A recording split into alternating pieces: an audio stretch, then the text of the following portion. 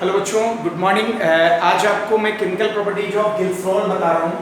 बड़े ध्यान से समझिएगा और ग्लिसरॉल के बारे में समझिए। तो मैंने ग्लिसरॉल के बारे में बता दिया था कि हमारा सिंपल ट्राईहाइड्रिक अल्कोहल ही होता है और इसकी केमिकल प्रॉपर्टी CHOH हो जाएगा और ये बेटा क्या हो गया, CH2OH हो गया। बात आया था इसमें। अब हमें केमिकल प्रॉपर्टीज में इसकी रिएक्शंस करानी है। तो फर्स्ट रिएक्शन की यदि हम बात करें तो मान लीजिए यहाँ पर ग्लिसरॉल रिएक्ट विद PCl5। बहुत इंपॉर्टेंट रिएक्शन और बहुत ज्यादा पूछी जाती है, PCl5 से पूछा गया। तो आप लोग सिंपल वे में क्या करेंगे, हम लोग ग्लिसरॉल ले लेंगे। यहाँ पे क्लियर हो गया, CH2OH होता है, CHOH हो गया और ये CH2OH हो गया। तो ग्लिसरॉल में 3 OH ग्रुप हैं। तो तीनों ग्रुप ऐसे होते हैं बेटा कि ये तीनों ग्रुप OH, तीनों हाइड्रोक्सी ग्रुप्स हाईली रिएक्टिव हैं। और जैसे हमने यहाँ पे PCl5 लिया तो PCl5 की रिएक्शन में बता ही चुका हूँ, जहाँ पे OH होगा यदि PCl5 ट्रीट कर रहा है तो OH की जगह Cl हो जाएगा, POCl3 बना लेगा और प्लस का HCl डिस्प्लेस कर जाएगा। वही कंडीशन यहाँ पे भी होगी, PCl5 से कराएंगे तो ये बेटा CH2Cl बना लेगा, सिंगल बॉन्ड CHCl आ जाएगा और ये बना लेगा CH2Cl। कहीं कोई प्रॉब्लम नहीं होनी चाहिए। क्लियर हो गया। और प्लस POCl3 बना लेगा और प्लस HCl को डिस्प्लेस कर दिया जाएगा। ओके। अब तो कभी भी होगा तो 3 मोल हमें लेना पड़ेगा क्योंकि 3 OH थे और तीन POCl3 बना लेगा, 3 HCl निकलेगा और तीनों पर Cl लग जाएंगे। तो 1 2 3 ट्राइक्लोरोप्रोपेन बोलेंगे। 1 2 3 ट्राइक्लोरोप्रोपेन हो जाएगा। आई बात में। तो यदि ग्लिसरॉल की रिएक्शन पूछी जा रही है PCl5 से तो हम लोग बनाएंगे CH2Cl, CHCl और CH2Cl plus 3 POCl3 plus 3 HCl। Clear हो गया। पिक ले लीजिए आप लोग। इसके बाद बहुत ही इंपॉर्टेंट रिएक्शन में बताने जा रहा हूँ, बहुत अच्छे से समझिएगा। जितनी भी इसकी केमिकल प्रॉपर्टीज है बहुत ही इंपॉर्टेंट है। अब देखिए क्वेश्चन आता है, glycerol treated with hydrogen iodide then gives, important reaction है, देन गिव्स आइसोप्रोपिल आयोडाइड। बहुत इंपॉर्टेंट, आइसोप्रोपिल आयोडाइड। कैसे बनाएगा आइसोप्रोपिल आयोडाइड, देखिएगा यहाँ पे भाई हमारे पास ग्लिसरॉल दिया है CH2OH, सिंगल बॉन्ड CHOH हो जाएगा और ये बेटा हमारा CH2OH हो गया। ग्लिसरॉल दिया हुआ है। अब इसकी रिएक्शन हम करा दें HI से। देखो मेरी बात सुनो। तो जैसे यहाँ पे भी हमें HI 3 मोल लेना पड़ेगा, 3 OH। तो पहले स्टेप में ये बना लेगा CH2I, सिंगल बॉन्ड CHI और ये बना लेगा CH2I। क्लियर हो गया। 3 H है, 3 OH हो जाएगा तो 3 मोल यहाँ से वाटर रिमूव हो जाएंगे। क्लियर हो गया। अब मेरे पास बन के क्या है, CH2I, CHI और CH2I। इसको बाहर ले लो। CH2I को मैंने बाहर ले लिया, CHI था और यहाँ पे बेटा बन गया CH2I। क्लियर हो गया। एक कंपाउंड पर 3 इलेक्ट्रोनेगेटिव अनस्टेबल होते हैं। यदि अनस्टेबल है इसको हल्का सा हीट करेंगे। इसी के आगे बेटा ये रिएक्शन मैं करा रहा हूँ, यहाँ से आयोडीन गैस लीच कर जाएगी, निकल गई। हमें बनाना क्या है, isopropyl iodide. Isopropyl iodide means CH3 CCH3I। Clear हो गया। एक प्रो आइसोप्रोपिल बोलते हैं सेकेंडरी कार्बन पर ये 2 मेथिल लगे हों। सेकेंडरी कार्बन मतलब क्या होता है, जिस कार्बन से लगे 2 मेथिल ग्रुप हो, एल्काइल ग्रुप हो, सेकेंडरी कार्बन होता है। और सेकेंडरी कार्बन पे 2 मेथिल लगे तो आइसोप्रोपिल होता है। आइसोप्रोपिल आयोडाइड बनाना है मुझे। जैसे आयोडीन से ट्रीट करेंगे, ये बना लिया CH2 double bond CH, single bond CH2I। Clear हो गया। आयोडीन निकल गया, ये डबल बॉन्ड मारेगा, आयोडीन यहाँ से निकल गई। अब देखो यदि बेटा हम यहाँ पे मार्कोनी-कॉफ करा दें, फिर से HI से मार्कोनी-कॉफ रिएक्शन करा दें तो मार्कोनी-कॉफ यही कहता है negative part should be taken where the minimum number of the hydrogens, तो मिनिमम नंबर ऑफ हाइड्रोजन कहाँ पे है, यहाँ पे। तो एक H यहाँ जुड़ जाएगा और ये बना क्या लेगा CH3 सिंगल बॉन्ड CHI और ये बना लेगा CH2I। आ रही होगी बात समझ में। जैसे यहाँ पे आया फिर दो आयोडीन अनस्टेबल है, हीट कर दिया, I2 को निकाल दिया यहाँ से। अब बन के क्या तैयार हुआ CH3 single bond CH double bond CH2 हो जाएगा फिर से। अब इसमें हमने फिर से डाल दिया HI अकॉर्डिंग टू मार्कोनिकॉफ। तो negative part should be taken where the minimum number of the hydrogens, मतलब अनसैचुरेटेड हाइड्रोकार्बन पे अटैक करता है हमेशा, तो नेगेटिव पार्ट वहां जुड़ेगा जिधर हाइड्रोजन कम होंगे। अब ये क्या बना लेगा देखो CH3 CH पे I आ जाएगा कि नहीं और single bond CH3। This is formation of isopropyl iodine. Iodine clear हो गया, नोट कर लीजिए अच्छे से, पिक ले लीजिए। सिंपल वे में पहले मैंने 3 मोल HI से कराया तो 1 2 3 ट्राई आइडो प्रोपेन बना, अनस्टेबल प्रोडक्ट था, हीट के I2 निकला तो डबल बॉन्ड आता है। मार्कोनिकॉफ करा दिया चाहिए, नेगेटिव पार्ट वहां जुड़ेगा जिधर हाइड्रोजन कम होंगे, तो CH पे आयोडीन जोड़कर H को यहां जोड़ दिया, ये बन गया। फिर आयोडीन अनस्टेबल था, हीट किया, आयोडीन को डिस्प्लेस कर दिया, ये आया कंडीशन, इसको हमने हीट कर दिया HI के साथ, तो आइसोप्रोपिल आयोडाइड का फॉर्मेशन हो गया। क्लियर हुआ, बहुत इंपॉर्टेंट रिएक्शन है, नोट कर लीजिए आप लोग।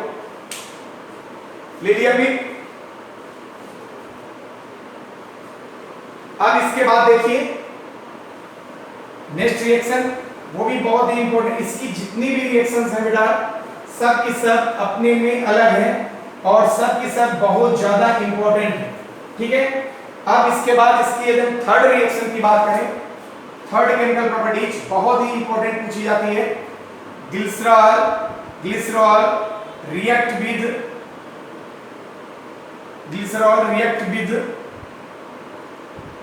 विद ऑक्जेलिक एसिड, बहुत इंपॉर्टेंट ऑक्जेलिक एसिड। और बेटा ये एक तरीके से lab process of formic acid भी है, lab process of formic acid भी इस रिएक्शन को बोलते हैं। फॉर्मिक एसिड इसलिए इंपॉर्टेंट ज्यादा है क्योंकि दो टॉपिक को मैच करती है, एक कार्बोक्सिलिक एसिड को भी और अल्कोहल में तो है ही है, तो इसलिए बहुत इंपॉर्टेंट रिएक्शन है। और इस साल भी बोर्ड में आई थी, तो कभी कभी कन्वर्जन के फॉर्म में आ जाता है कि glycerol change to formic acid आ जाएगा या glycerol treated with oxalic acid आता है।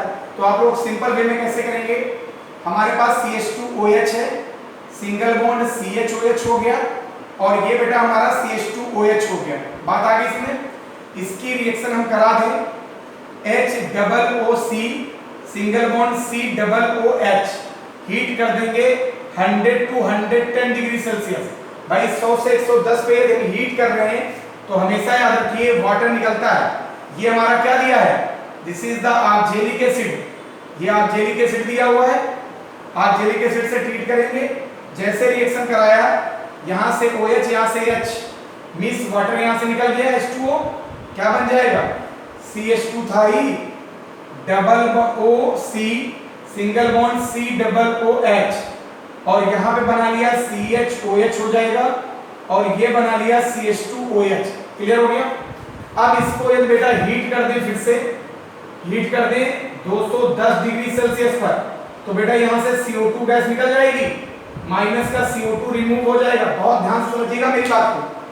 तो ये बन के क्या आ जाएगा, ये यहाँ बना लिया ग्लिसरॉल, ग्लिसरॉल ऑक्जिलेट का फॉर्मेशन कर रहा है, ठीक है। इसको फिर से बाहर ले लो। अब ये बना के आ रहा है CH2 COOH single bond CHOH और ये बना लिया CH2OH। इसको बेटा वाटर से ट्रीट कर दो तो ये टूटेगा H प्लस में, OH क्या हो जाएगा माइनस में। अब ये यहाँ से डिस्प्लेस करो, देखो बहुत अच्छे ध्यान से समझिएगा।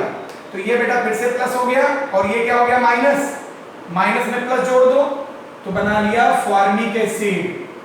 ध्यान दीजिए बहुत इंपॉर्टेंट रिएक्शन है फॉर्मिक एसिड। और जो मैंने ग्लिसरॉल लिया था एज इट इज हमारा न्यूट्रलाइज के बाद ग्लिसरॉल फिर से मिल गया CH2OH CHOH और ये बेटा CH2OH।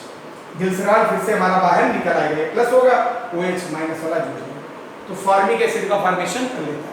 बहुत इंपॉर्टेंट रिएक्शन है, आप लोग इसकी भी पिक लीजिए, प्रैक्टिस बहुत मस्ट है इस रिएक्शनों में। नोट कर लिया।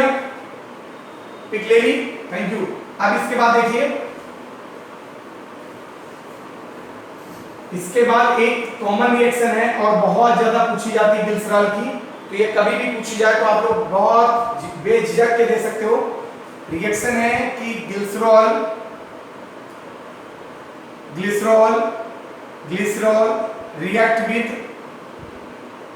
रिएक्ट विद पोटेशियम बाइसल्फेट, बहुत इंपॉर्टेंट रिएक्शन, पोटेशियम बाइसल्फेट से कराते हैं। तो बेटा एक शॉर्ट नोट आता है एक्रोलीन। एक्रोलीन क्या होता है? एक्रोलीन इसी से बनता है। एक्रोलीन क्या बोलेंगे? एक्रोलीन क्या है? तो एक्रोलीन पे कुछ भी पूछा जाता है तो आराम से आप बता सकते हो। तो एक्रोलीन का मतलब क्या हो गया? देखो इधर ध्यान दो, हमारे पास ग्लिसरॉल था CH2OH, सिंगल बॉन्ड CHOH, और ये बना लिया यहाँ पे CH2OH, ग्लिसरॉल था। पोटेशियम बाइसल्फेट को डाल दिया जाए, KHSO4, जैसे करा देंगे CH2 double bond CH, single bond CHO, इसी को बेटा बोल देते हैं एक्रोलीन। CHO एल्डिहाइड के फॉर्म में ग्लिसरॉल चेंज होता है तो इसको एक्रोलीन के नाम से जानते हैं। बहुत ही इंपॉर्टेंट कॉमन प्रोडक्ट रिएक्शन है, इसलिए बहुत पूछा जाता है। क्या निकला उससे मतलब नहीं होता है, बस इसमें ये देखा जाता है बना क्या हमारा। तो ये ग्लिसरॉल ट्रीटेड करता है पोटेशियम बाइसल्फेट से, तो एक्रोलीन का फॉर्मेशन हो जाता है। फिफ्थ रिएक्शन इसकी देख लो, ग्लिसरॉल की बहुत इंपॉर्टेंट रिएक्शन। और आज ये टॉपिक पूरा अल्कोहल और फिनॉल कंप्लीट हो रहा है। नेक्स्ट वीडियो आपको जो मेरा मिलेगा वो ईथर मिलेगा, इसी चैप्टर का ईथर। अब देखिए नेक्स्ट रिएक्शन, मान लीजिए ग्लिसरॉल हमारे पास दिया है CH2OH, सिंगल बॉन्ड CHOH, और ये हमारा CH2OH ग्लिसरॉल दिया हुआ है, ग्लिसरॉल है। इसकी रिएक्शन HNO2 से करा दे, 2 मोल लेना पड़ेगा। 2 मोल HNO2 से जैसे कराएंगे ये बना लेगा CH2NO2, देखो यहाँ पे CHNO2 और सिंगल बॉन्ड CH2NO2 बना लेगा, और प्लस डिस्प्लेस क्या हो जाएगा? बहुत ध्यान से समझिएगा, क्या डिस्प्लेस होगा? 3 मोल वाटर। भाई HNO2 है, यदि हम यहाँ पे मैकेनिज्म भी इसकी देखें तो बहुत सिंपल वे में कर सकते हैं। बहुत अच्छे देखिएगा इस बात को मेरी, CH2OH है, सिंगल बॉन्ड CHOH है, और ये यहाँ पे CH2OH है। क्लियर हुआ? अब HONO2 दिया है, देखो यहाँ पे NO2, HNO2 और HNO2, समझ गए होंगे आप लोग? ये बन जाएगा कि नहीं? वाटर निकल गया यहाँ से वाटर निकल गया, यहाँ से। क्लियर हो गया? तो कभी भी ये सारी प्रैक्टिस करते रहिए ऑर्गेनिक की। मैं आपको अच्छे वीडियो इसके बाद भी देते रहूंगा, समझते रहिए। Thank you.